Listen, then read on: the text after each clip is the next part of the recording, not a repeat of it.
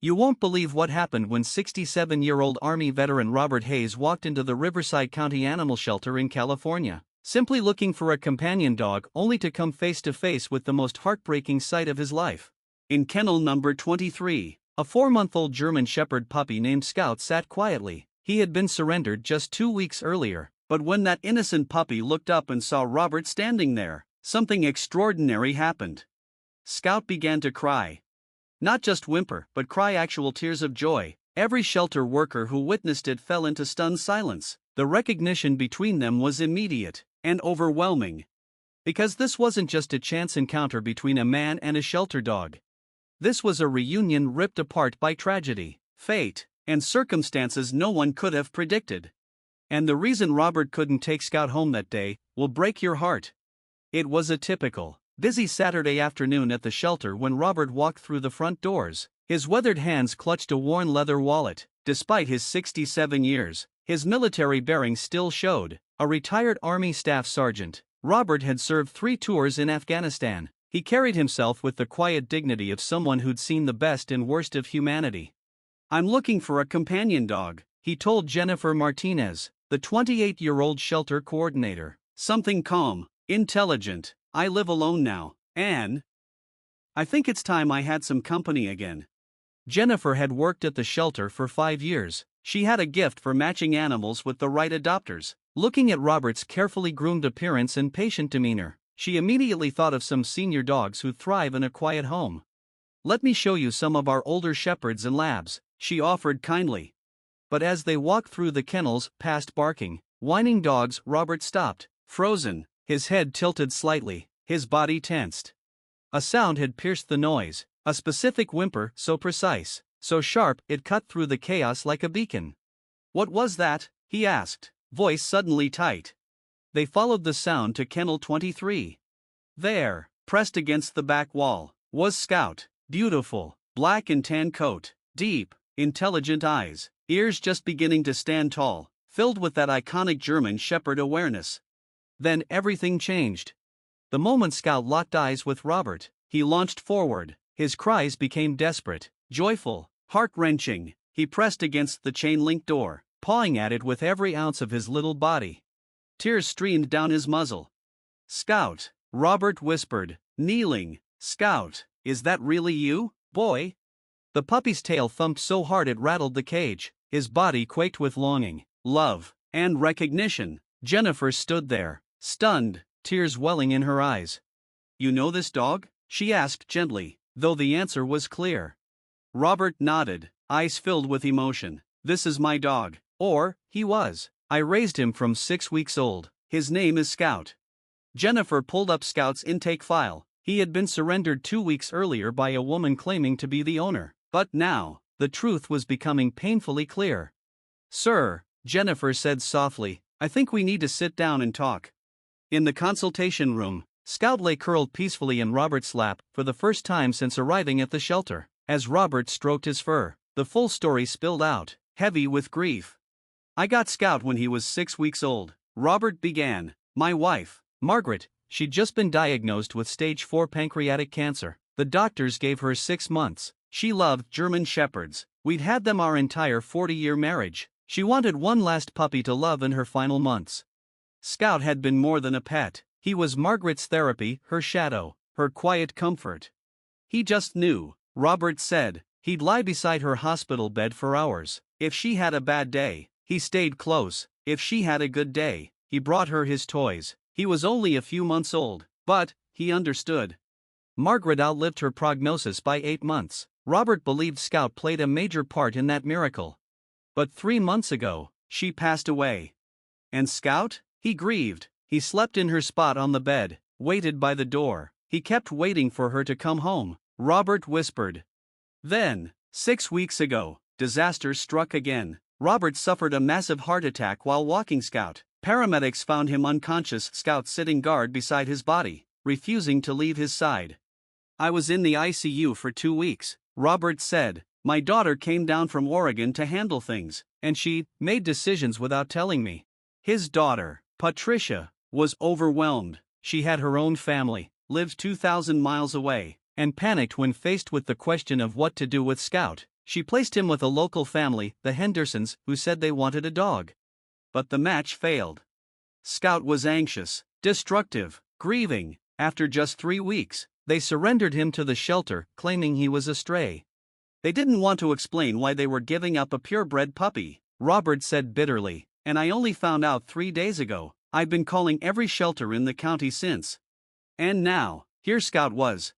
Reunited. But there was one heartbreaking catch. Jennifer looked at Robert with compassion. Mr. Hayes, are you able to care for a young puppy, given your recent health issues? The silence said everything.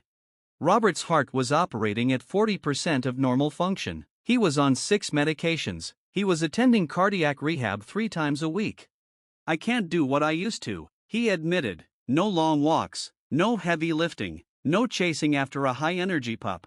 Yet Scout, as if understanding the stakes, rested his head against Robert's chest, peaceful, finally home. Jennifer's heart ached. Everything about this screamed that they belonged together. But German Shepherd puppies need training, activity, stimulation.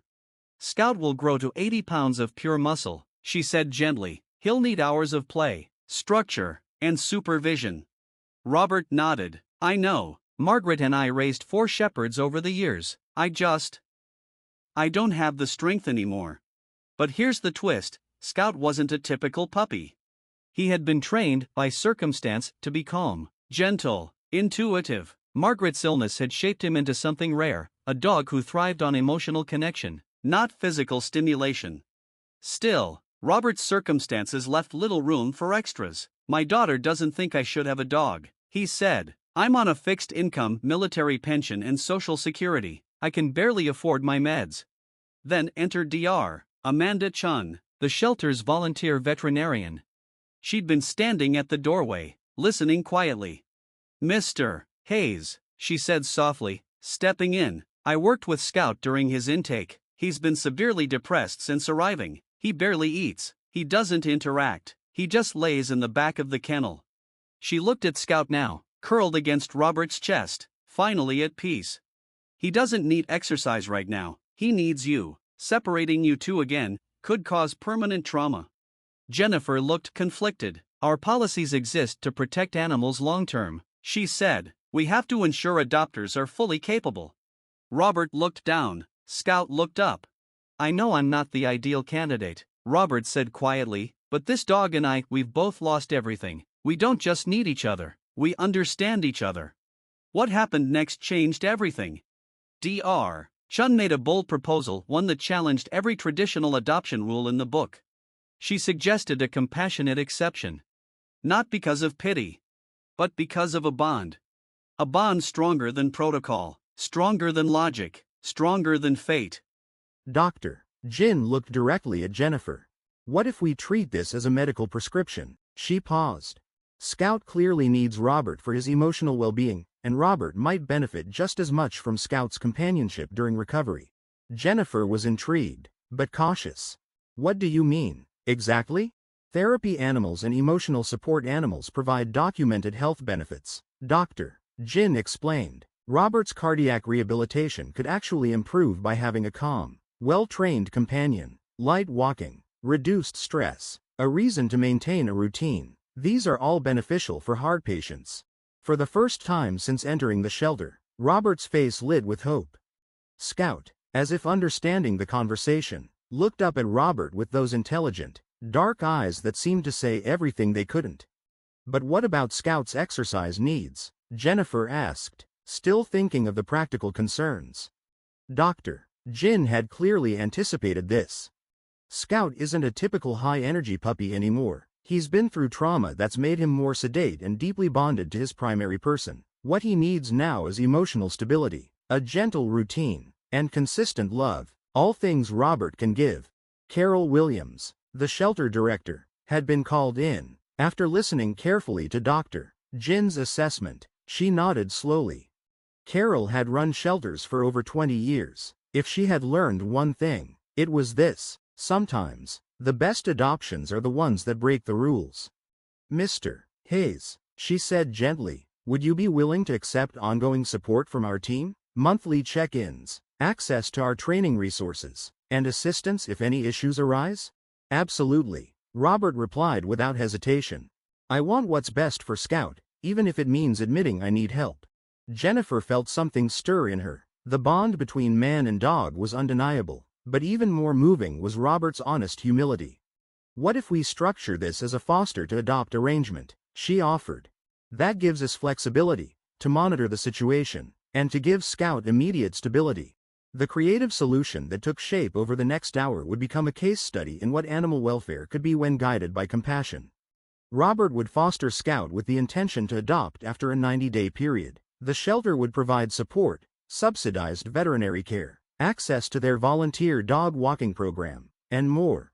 Most importantly, Dr. Jin volunteered to serve as Scout's primary vet, monitoring both his physical and emotional progress. I want to document this, she told Carol. This could be a model for other shelters, for senior adopters, and for animals with trauma histories. As the paperwork was finalized, Scout stayed glued to Robert's side, as if even a few feet apart might trigger another devastating separation. What followed was nothing short of miraculous. The withdrawn, defeated dog Scout had been just hours earlier was gone. He knows he's going home, Jennifer whispered, as Scout's tail began wagging for the first time since his surrender. Tears welled in Robert's eyes as he signed the foster agreement. Thank you for taking a chance on us, he said softly. I promise, you won't regret it. But even as hope filled the room, one final test still lay ahead, one that no one saw coming. The homecoming. The drive to Robert's modest ranch-style home in Riverside was quiet, filled with a kind of sacred stillness. Scout sat in the passenger seat, occasionally placing his paw gently on Robert's arm, as if confirming it was real. It's going to be different now, boy, Robert said as they pulled into the driveway of the home he had shared with Margaret for over 30 years. Just you and me, taking it slow, taking it easy. Scout's reaction to returning home was instant and heartbreaking. He ran straight to Margaret's favorite chair, the one he had guarded throughout her illness. He looked around, expectant. But Margaret didn't appear. Joy turned into confusion. She's not coming back, buddy, Robert said, kneeling beside the chair. But her love is still here, and we're going to carry it forward, together. The healing routine. The first few weeks exceeded all expectations. Robert's days were now structured around cardiac rehab, and that rhythm was perfect for Scout. Mornings began with slow walks through the neighborhood. Afternoons were spent in quiet companionship, reading, doing light tasks, sitting in the backyard under a fading sun. The shelter's weekly check-ins were stunned. The anxious, destructive puppy the Henderson family once described was nowhere to be found. Instead, Scout displayed calm intelligence and the emotional depth that German Shepherds are known for when truly bonded. He's reading Robert's energy levels perfectly, Dr. Jin said during a home visit. When Robert is tired, Scout is calm. When Robert feels good, Scout's playful. Their bond deepened daily. Robert adapted his training methods to his limitations, relying on soft voice commands and gentle reinforcement. Scout understood. His job wasn't to guard or herd or serve. His job was simply to love. Neighbors began to notice. Mrs. Patterson, the widow next door, commented often. That dog saved Robert's life, she told Jennifer. He has a reason to wake up. And Scout? That dog knows he's exactly where he belongs. A storm on the horizon. Their story was soon shared at veterinary conferences, Scout and Robert, a shining example of how emotional needs can, and should, shape adoption decisions. But life, as it often does, had one more cruel twist. Robert began to feel unwell, fatigue, shortness of breath, pressure in the chest. He dismissed it at first, part of recovery, he told himself. But Scout knew. Scout always knew.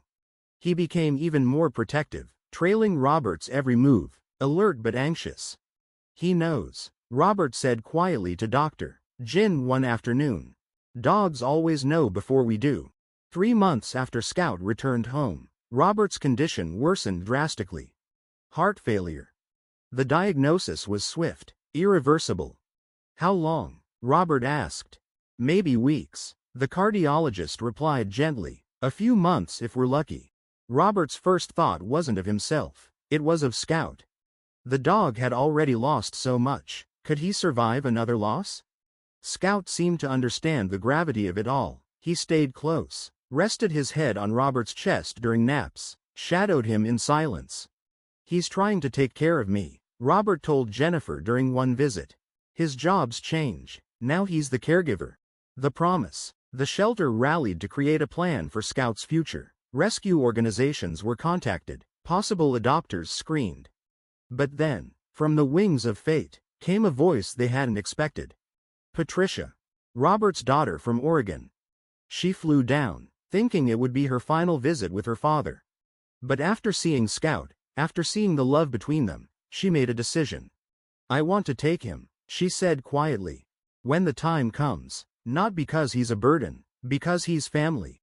She had already begun preparing, learning about German Shepherd care, talking to her kids. Scout can teach them what love and loyalty really look like. Robert's face softened with relief. "That's all I wanted," he whispered. "To be loved." Letting go. The final weeks were filled with quiet grace. Robert and Scout sat together in Margaret's chair. Robert told stories, whispered memories, held on. And Scout stayed, never more than a breath away. "Take care of Patricia's family," Robert told him one night.